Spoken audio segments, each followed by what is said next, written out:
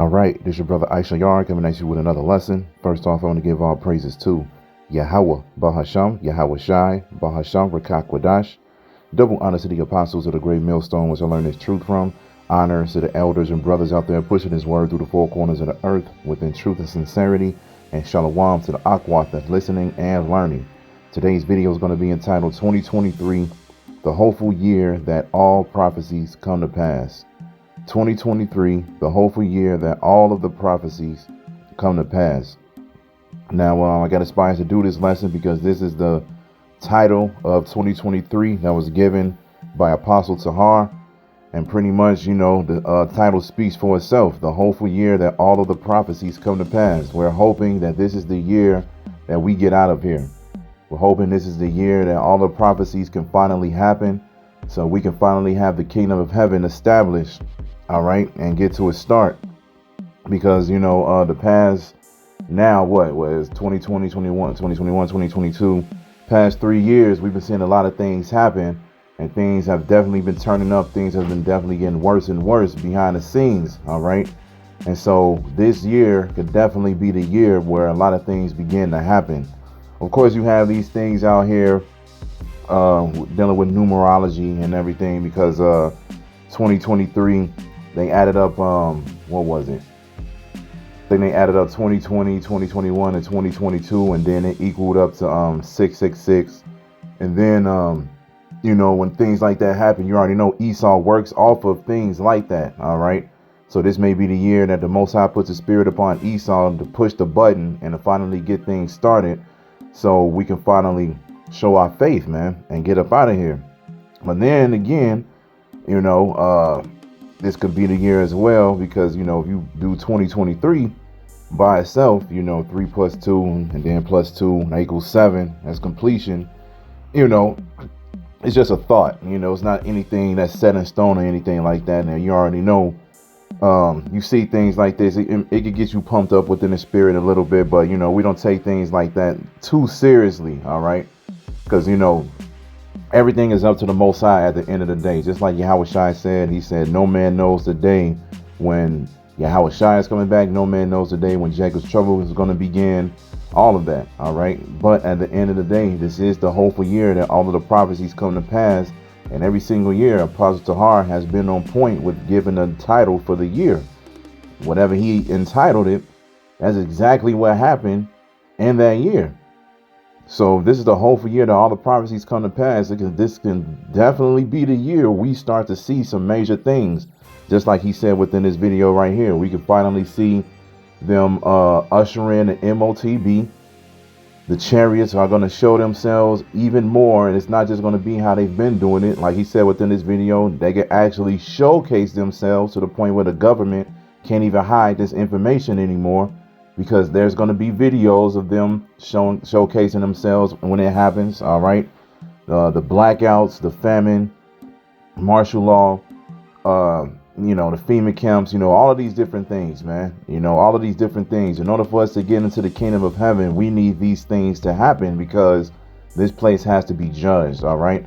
So we're hoping that this is the year when everything happens, so we can finally get out of this hell, man, because this man, I know, just like all the brothers, I'm definitely ready to get up out of here, man. I'm getting tired of this life. I hate this life. I hate being in these bodies. These bodies get sick. These bodies get injured. These bodies, it's so much, man. We got to deal with wicked ass, simple people. It's just that time, man. It's that time. We understand that we were supposed to serve our punishment for going against the commandments, statutes, and laws, but the spirit is out here where the hopeful elect is understanding that they have done wrong. And man, you see the brothers repenting, you see the sisters repenting, and hey, man, we just ready, man. We ready. And the next step for us to show that we ready is to show our faith when the MOTB is mandatory. And of course, that's right. And World War III, that's another prophecy that got to happen. All right. So let's get straight into the scriptures. Let's get Sirach. Let me go this way. We're going to get Sirach 39. You're going to get Sirach 39 and 29. And it says, fire and hail and famine and death All these were created for vengeance. Teeth of wild beasts and scorpions, serpents, and the sword, punishing the wicked to destruction. They shall rejoice in his commandment, and they shall be ready upon earth when need is. And when their time is come, they shall not transgress his word. All right. So all of these things were created for vengeance. Because one of the things that you got to realize that is this is the vengeance of Yahweh Ba'Shem Yahweh Shai for everything that Esau Edom has done to the nation of Israel, what these heathen nations have done to the nation of Israel, and this is vengeance upon 2/3 of his own people as well, because 2/3 of his own people do not want to acknowledge who he is and what he's all about. All right.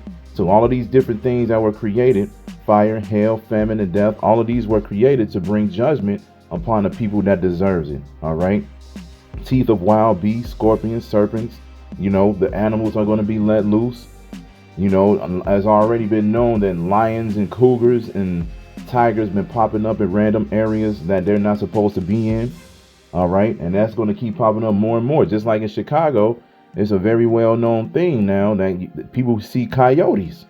Okay. People are seeing coyotes. And this is just going to be a thing where the Most High is going to have these different animals show up in places where people think that they will not show up. And these different animals are going to bring judgment. It's going to be punishing to the wicked. All right. And that's like it says right here, and the sword punishing the wicked to destruction. All right. All of these different robots and guns that these people have, along with the government and everything, is going to be showcased, man. They're going to be used. And then ultimately, that's the ultimate sword, which is the missile. The 200 million warheads is going to be shot over here, and it's going to destroy America within 1 hour. This is what's going to happen. All right. So all of these things were created for the Most High's vengeance. So that's exactly what we're getting ready to experience, is the Yahweh Ba'Shem Yahweh Shai's vengeance. We just want to make sure that we don't get caught up in the middle of it. All right. Let's get Psalms 94. We're going to get Psalms chapter 94. And we're going to start at verse 1. Are you paying for Netflix, Hulu, Disney Plus, or HBO? Just add them here. All right, this is Psalm chapter 94, verse 1. It says, O Lord, power, to whom vengeance belongeth. O power, to whom vengeance belongeth, show thyself. See? Show thyself. All right, because vengeance belongs to Yahweh Ba'Shem Yahweh Shai. It belongs to them, man, for everything that this place has done to their names. All right. Their names are no longer acknowledged in this earth. They are no longer in remembrance. But the only people that's remembering the names of Yahweh Ba'Shem Yahweh Shai are the hopeful elect. And you can read that in the book of Baruch, because we're remembering ourselves in our captivities. All right. So vengeance belongs to Yahweh Ba'Shem Yahweh Shai. And what it says, it says, show thyself. We want Yahweh Ba'Shem Yahweh Shai to show his vengeance, because we understand this is what's going to create Jacob's trouble, and this is what's going to create the Lord to come back, or make the Lord come back. All right, because once it gets so bad out here, that's when the Lord is going to have to show himself. All right, and that's what it says right here, show thyself. Verse 2, it says, lift up thyself, thou judge of the earth. That's right. Render a reward to the proud. That's right. We want to see the downfall of our enemy Esau Edom, which is the so-called white man. All right, and 2/3 of our people who are become our enemies as well, for us bringing out this truth. Verse 3, it says, Lord, how long shall the wicked triumph? Yeah. How long shall they keep continuing within this wicked society? How long are they going to continue to just do whatever they want to do and not be judged for it? Right? Verse 4, it says, how long shall they utter and speak hard things, and all the workers of iniquity boast themselves? Yeah, because the people that's doing wrong, now they become so proud and doing wrong, and they feel like nothing can happen to them. We out here telling them that they need to stop doing this, need to stop doing that, but it's still a lot of people that's out here, living in sin, and nothing is happening to them, right? And, Esau's definitely the work of iniquity. He gets rich off of doing it. He has our people living in iniquity and having our people, send our people off by doing certain things subliminally, making our people be unseemly people, making our people do commercials or Netflix series with food shows so they can show Jake eating abominable foods and so forth and so on, man. All these things are boasting, man. A lot of these people are literally boasting within these wicked acts. You see Jake now, when they do these commercials, when they do like Subway commercials or whatever the case may be, Jake take the big ass bite out of the bacon. You know, they get these quadruple cheeseburgers and just become the most gluttonous people. You know, it's just everything is just out of order, man. And it really is. So it's like, how long shall all of these things happen? Luckily, you know, not luckily, but through the spirit of Yahweh Ba'Shem Yahushua that was given to Apostle Tahar, he named this year the hopeful year where all prophecies come to pass. This can finally be the year where everybody is humbled. Even us that's in the truth. You know, literally, just, you know, started looking at a few videos and everything like that, and it was a brother that's part of GMS that's not even a part of GMS anymore. You know, because, you know, they said that they doing house cleanings, and that's always a good thing, man. You know, because you gotta really see who's serious about this truth, who wants to be in this truth, man. And that should bring fear upon you when videos come out, man. Like when videos like that come out, it should definitely get you to the point where you start thinking about everything that you've been doing on an everyday basis. All right, it should definitely get you to the point where you're like, yeah, I gotta be serious, man. Because, hey, this is the hopeful year where all prophecies come to pass, right? When all prophecies start to happen, you want to make sure that you feel, like I always say, you want to make sure that you feel confident that you're going to be saved, man. You don't want to second guess yourself at all. All right. So let's get back to it. Verse 5, it says, they break in pieces thy people, O Lord, and afflict thine heritage. That's right. You already know what it's talking about. Speaking about Esau. They slay the widow and the stranger and murder the fatherless. Yet they say the Lord shall not see, neither shall the power of Jacob regard it. Esau really thinks that they can continue to do what they want to do to us, and the Most High is not going to do anything about it, man. He's not going to do anything about it. This is why Esau's getting ready to have a rude awakening, and Lord willing, this is the year, the hopeful year where all prophecies come to pass. Because as soon as Esau hits the button, as soon as he gives the orders to bring out all of these different things to happen, right? He gets ready to establish his NWO. That's what's going to backfire on him. Just like it says in Job 20 and 23, it says he's going to be stopped in the middle while he's eating. All right. As soon as he begins to usher in his NWO, that's when the Most High is going to stop all of his plans. All right. Let's get 1 Thessalonians. Let's get 1 Thessalonians chapter 5, verse 3.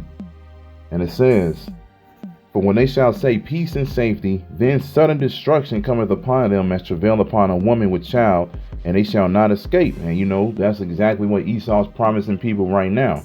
Peace and safety. They literally just celebrated New Year's, and they celebrate New Year's right now. All right, and everybody is in this so-called peace mind state. Everybody is just literally just living life and not thinking about anything. But it says right here, as soon as they promise you that, then sudden destruction cometh upon them as travail upon a woman with child. When a woman has to get ready to deliver that child, there's nothing that she can do to stop that child from coming out. All right. As soon as the woman is due, hey, she got to get that child out of her. And that pain comes with it.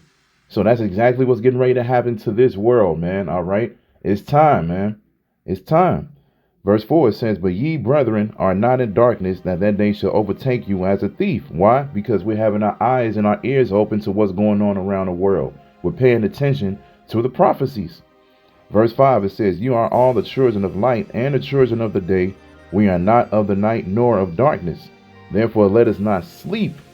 Therefore let us not sleep as do others, but let us watch and be sober. See? Let us not sleep. Let us keep our eyes open. All right, as do others, because other people are not doing what we're doing. All right, other people are not trying to change their lives. Other people are not looking at what's going on around the world. The only thing they're doing is worrying about their next move in life, which is a wicked move. All right, then it says, but let us watch and be sober, clear-minded, man. Pay attention to what's going on and be clear-minded. All right, you got to get to the point where you literally exercise, you know, what you doing every day, man. You got to look in the mirror and examine yourself and ask yourself, are you really in this truth? Are you really serious about this? Verse 7, it says, for they that sleep, sleep in the night, and they that be drunken are drunken in the night. But let us who are of the day be sober, putting on the breastplate of faith and love, and for an helmet, the hope of salvation. See, the hope of salvation. And he named this year 2023 the hopeful year all prophecies come to pass. All right. So we're hoping that salvation is near for us. All right. And Lord willing, all the diligent and sincere brothers and sisters make it within these last days, man. We want to reach salvation. We want to be able to be inside of the chariot and see the downfall of our enemy. We want to see America burning. All right. So let's go back to the book of Sirach, and then we'll end it with that. We're going to go back to chapter 39. But this time we're going to go to the top. So this is right. Are you paying for Netflix, Hulu, Disney Plus, or HBO? Yeah. Just add them here. We understand. But this is Sirach chapter 39, verse 1. This is what we're supposed to be doing. It says, but he that giveth his mind to the law of the Most High, and is occupied in the meditation thereof, will seek out the wisdom of all the ancient, and be occupied in prophecies. So this is exactly what we're supposed to be doing. This is 2023, the hopeful year of all prophecies coming to pass, right? So we're supposed to be occupied in all prophecies. Why? Because we're giving our mind to the law of Yahweh B'Shem Yahweh Shai, and we're listening to what he's saying through these scriptures and through the apostles, the elders, the bishops, and the different brothers on down, because it's ultimately, this is Yahweh B'Shem Yahweh Shai telling us and warning us of things to come and what we need to do in order to get right by Yahweh B'Shem Yahweh Shai. So we're supposed to be meditating. When you meditate in something, man, you let your mind marinate in the things that you're really trying to think about and you're really trying to accomplish within thought. All right. So this is what we're doing right now. Every single day, we're thinking about what? We're thinking about salvation. We're thinking about World War III. We're thinking about martial law. We're thinking about the MOTB. We're thinking, are we part of the elect? Is the Most High going to put the Spirit upon us to kick us out? Or is the Most High going to keep the Spirit upon us to keep moving and correct ourselves every day and do what we're supposed to do? These are the things that you should be thinking about every single day, man. All right? Every single day. This ain't the time to be thinking about becoming successful, having multiple women, getting a lot of money. You know, none of that shit, man. All right. All of those things are going to be given to us in the kingdom of heaven. You got to remember, every single thing is going to be given to us in the kingdom of heaven, and everything is going to be within righteousness. All right. So don't be thinking about none of this worldly shit right now, man. This worldly shit can get you killed, period. So at the end of the day, we're supposed to be occupied in prophecies, paying attention to what's going on and looking out for them every single day. All right.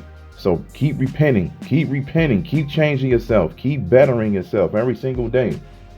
Because if this is the year when all prophecies come to pass, or I should say, if all prophecies come to pass, this ain't the time to be playing around, man. This is time to be buckling down, even though should have been buckling down way beforehand.